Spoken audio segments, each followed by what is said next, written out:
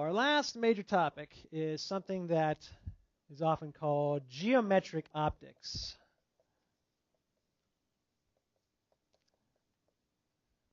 And the idea is, as the name suggests, you're just basically doing geometry, looking at the directions of propagation of light and seeing how those directions change and what properties of light change when you have light traveling from one material into another, or one medium into another. And we're going to be dealing with just some terminology here, so we should introduce it. We're going to be talking about wave fronts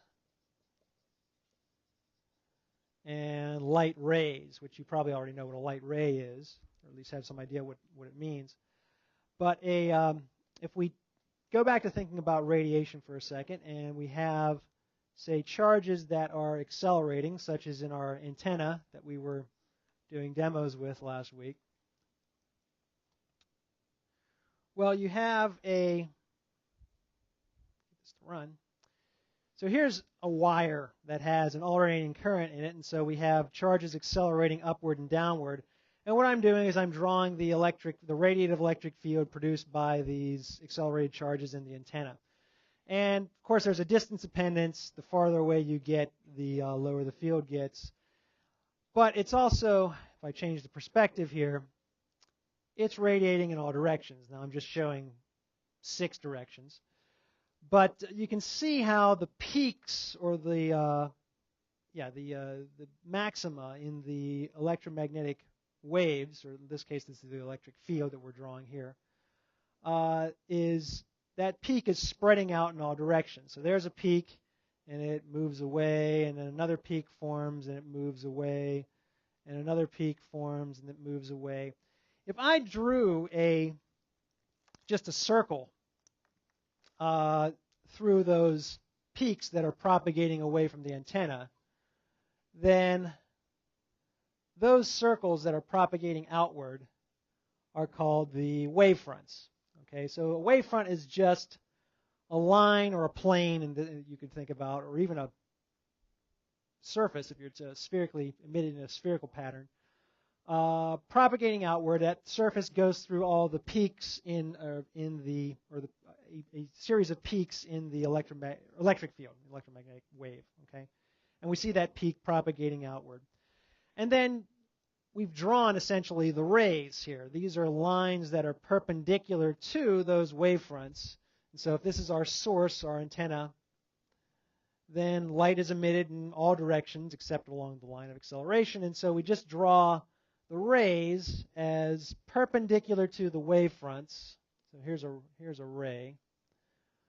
A ray is just a straight line pointing in the direction of propagation, and it's perpendicular to the wavefront. Okay, so we can think about light traveling in straight lines, the wavefront's propagating out in the direction given by those straight lines. Okay, so rays and wavefronts, and we're going to talk about how these waves and rays and wavefronts change when you have light going from one medium to another. We talked about re-radiation last week, and how if you have electric fields, radiative electric fields that are incident on charges, like the electrons making up atoms in some surface, then those electrons will accelerate, and they'll re-radiate. And for opaque objects, the re-radiation is such that it's canceling out any radiation from light sources on the other side. Okay, so we get complete cancellation, or what we call complete destructive interference. It completely cancels out. But there are materials that light can pass through, right? We can see through windows. So there are transparent materials. And with transparent materials, things get a bit more complicated, because you just don't have destructive interference going on. You have also possibly constructive interference. And so if you had, for instance, here's some material like glass, and you have a source of light over here, and you see the wavefronts coming through, and then they're incident on the glass. Well, that's going to cause the electrons making up the atoms in the glass to re-radiate. And so maybe here's an atom, and here's an atom, and here's an atom, and here's an atom, and here's an atom, and here's an atom. And the wavefront, this is a circular pattern wavefront, right? So the wavefront will hit these atoms earlier than it hits these atoms, and so these atoms will start to re-radiate earlier. So if I draw the re-radiative wavefronts, the wavefronts due to the re-radiation, that may be already propagated outward some amount before these ones even start to re-radiate. And it becomes kind of complicated because you have all this re-radiation going on, but it's all sort of out of phase because the incident radiation isn't hitting these things all at the same time. So it becomes complicated, but the net effect is that you have to add up all the initial wavefronts and re-radiated wavefronts to get the new net radiative electric field. It must be the case that when you add it all up, it doesn't all destructively interfere. You must get some constructive interference as well.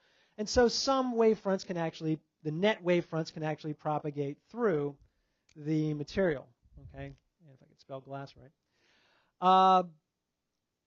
And so, at least for certain frequencies, there is a frequency-dependent effect here, but so visible light may be transparent, may be able to pass through the glass, but maybe not ultraviolet or other frequencies.